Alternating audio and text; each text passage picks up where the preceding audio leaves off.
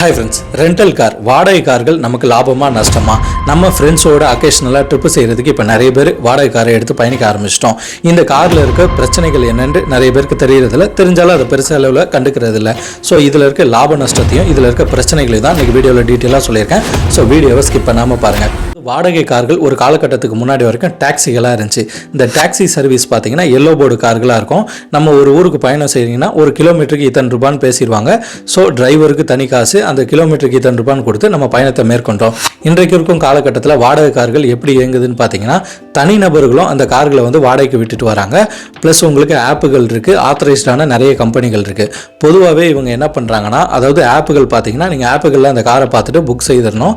செஞ்சதுக்கப்புறம் அந்த காருக்கு நீங்கள் ஆதார் கார்டு, அதுக்கப்புறம் உங்களோட லைசன்ஸ் இதெல்லாம் நீங்கள் அப்டேட் செய்து வச்சிடணும். அது மட்டும் இல்லை, நீங்கள் பிஃபோராகவே ஒரு சார்ஜஸ் அவங்க குறிப்பிட்ட கட்டணத்தை நீங்கள் கட்டிடணும். அதை நீங்கள் காரை டெலிவரி கொடுக்கும் போது உங்களுக்கு ரீஃபண்டபுளாக கொடுத்துருவாங்க.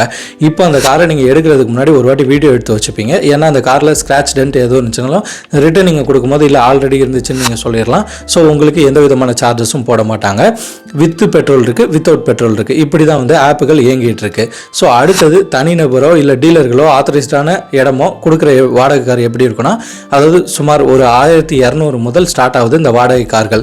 நீங்கள் அவங்க பிளேஸுக்கு போயிட்டு அந்த இடத்துல உங்களோட டூ வீலரோட புக்கையும் அவங்க கிட்ட கொடுத்துட்டு நீங்கள் அந்த வாடகை காரை எடுத்துக்கிடலாம். அதுக்கு முன்னாடி அந்த வாடகை காருக்கு என்ன கட்டணம் சொல்கிறாங்களோ அதை பே பண்ணோம். சில பேர் 10,000 ரூபாய் முதல் முன்னாடியே அட்வான்ஸ் கேட்பாங்க. ஏன்னா திடீர்னு இடிச்சிட்டிங்க எதுவும் பிரச்சனை வந்துச்சுன்னா அதை வச்சு அவங்க ரெடி பண்ணுறதுக்காக. ஸோ இப்படி தான் இந்த வாடகை கார்கள் இயங்குது. அது மட்டும் இல்லைங்க, இந்த வாடகை கார்களுக்கு குறிப்பிட்ட கிலோமீட்டர்கள் இருக்குது. அதாவது 200 கிலோமீட்டருக்குள்ளனா ஒரு சார்ஜஸ், அதுக்கப்புறம் 500 கிலோமீட்டர் ப்ளஸ்னா ஒரு சார்ஜஸ், கிலோமீட்டருக்கு 5 ரூபா முதல் 6 ரூபா போடுவாங்க. ஸோ இப்படிப்பட்ட வாடகை கார்களை நீங்கள் எடுக்கிறதுக்கு முன்னாடி தெரிஞ்சுக்க வேண்டிய விஷயம், நீங்கள் அந்த காரை ஃபுல்லாக வீடியோ எடுத்து வச்சுக்கணும். அதுக்கப்புறம் அந்த கார்களுக்கு பிரேக்கிங் சிஸ்டம் எப்படி இருக்குது, டயர்லாம் நல்ல கண்டிஷனில் இருக்கா, அதுக்கப்புறம் அந்த ஆர்சி புக்கு எங்கே வச்சுருக்காங்க, இந்த டீட்டெயிலாம் நீங்கள் தெரிஞ்சுட்டு ஒரு கார் எடுத்திங்கன்னா உங்களுக்கு எந்த பிரச்சனையும் கிடையாது. இப்போ இந்த வாடகை காரில் இருக்க பிரச்சனைன்னு பார்த்தீங்கன்னா, அதாவது எல்லோ போர்டு கால் டாக்ஸி ஓட்டுற நண்பர்களாகட்டும் சரி, ஆட்டோ ஓட்டுற நண்பர்களாகட்டும் சரி, அவங்க எல்லாம் இது மேலே ஒரு கேஸே ஃபைல் பண்ணியிருந்தாங்க. அதாவது ஃபெஸ்டிவல் சீசனில் நிறைய பேர் இந்த ரெண்டல் கார், அதாவது ஒயிட் போர்டு கார் எடுத்துகிட்டு போயிடுறாங்க. இதனால் எங்களுக்கு ஓட்டங்கள் குறையுது அப்படின்னு சொல்லிட்டு ஒரு கம்ப்ளைண்ட் ரைஸ் பண்ணியிருந்தாங்க.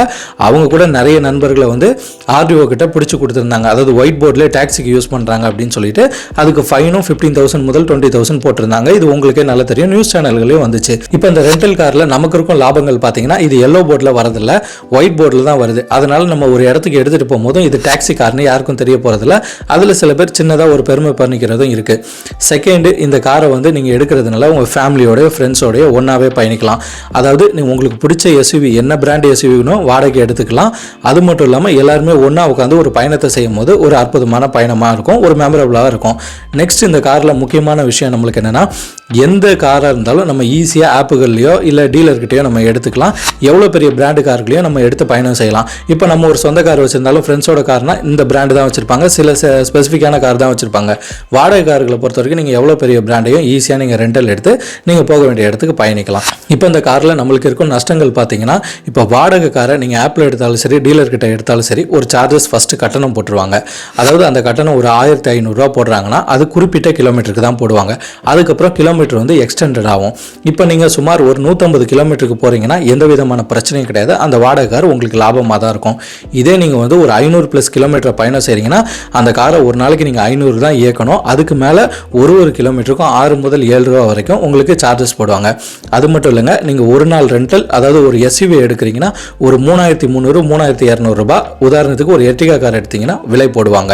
இப்போ நீங்கள் நீண்ட தூரம் பயணம் செய்யும் போது உங்களுக்கு ஒரு எஸ்யூவி கார் தேவை, நிறைய பேர் போகிறீங்கன்னா அந்த காருக்கு ஒரு 3400 ரூபா கட்டணும், ப்ளஸ் பெட்ரோலையும் போடணும், ப்ளஸ் டோலையும் கட்டணும். இது எல்லாத்தையும் மனதில் கொண்டுட்டு தான் நம்ம ஒரு வாடகை கார் எடுக்கணும். நெக்ஸ்ட் முக்கியமான விஷயம், இன்சூரன்ஸை யாரும் செக் பண்ணி பார்க்குறதில்ல.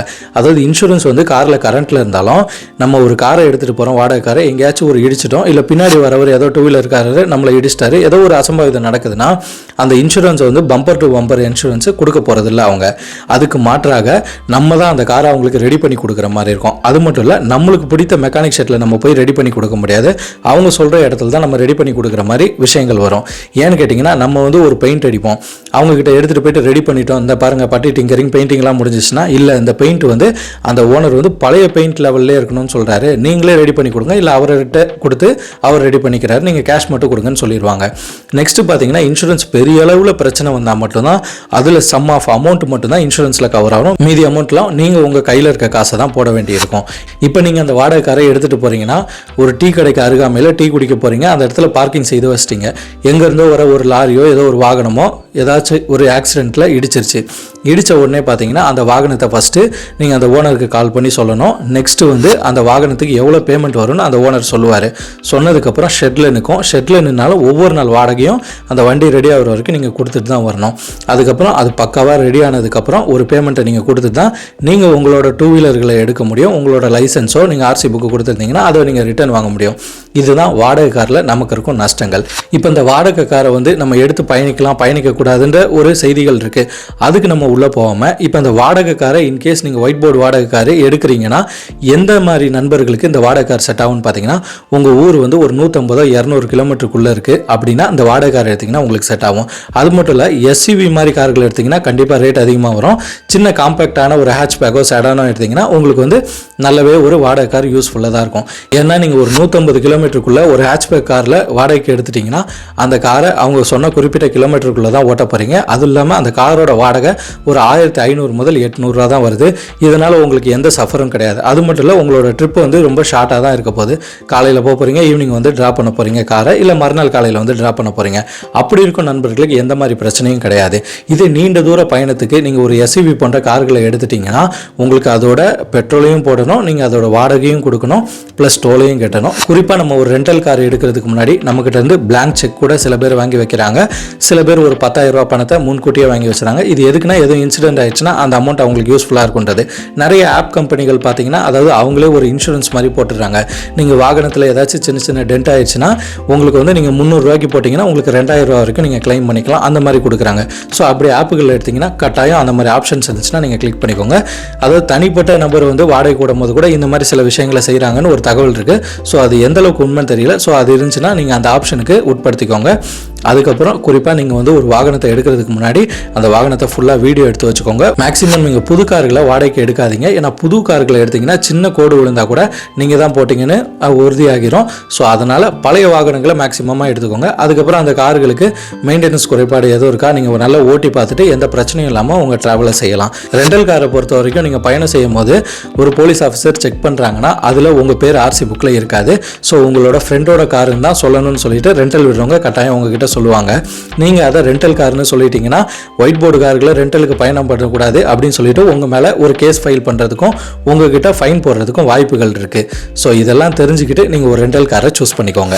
ஓகே நண்பர்களே, இதே போன்ற மோட்டார் சார்ந்த விஷயங்களை நம்ம சேனல் வாயிலாக தெரிஞ்சு கொள்வதற்கு இந்த மிதுன் ஸ்டோரி சேனலை சப்ஸ்கிரைப் பண்ணுங்கள், ஷேர் பண்ணுங்கள், லைக் பண்ணுங்கள். நீங்கள் பண்ணுற ஒவ்வொரு ஷேரு, சப்ஸ்கிரிப்ஷன், லைக்கில் மட்டும்தான் நம்மளுக்கு அடுத்தடுத்த வீடியோ போஸ்ட் பண்ணுறதுக்கு உந்துதலாக இருக்குன்றதை என்றைக்குமே மறந்துடாதீங்க. நான் உங்களது மிதுன். அடுத்த காணொளியில் சந்திப்போம். பாய்.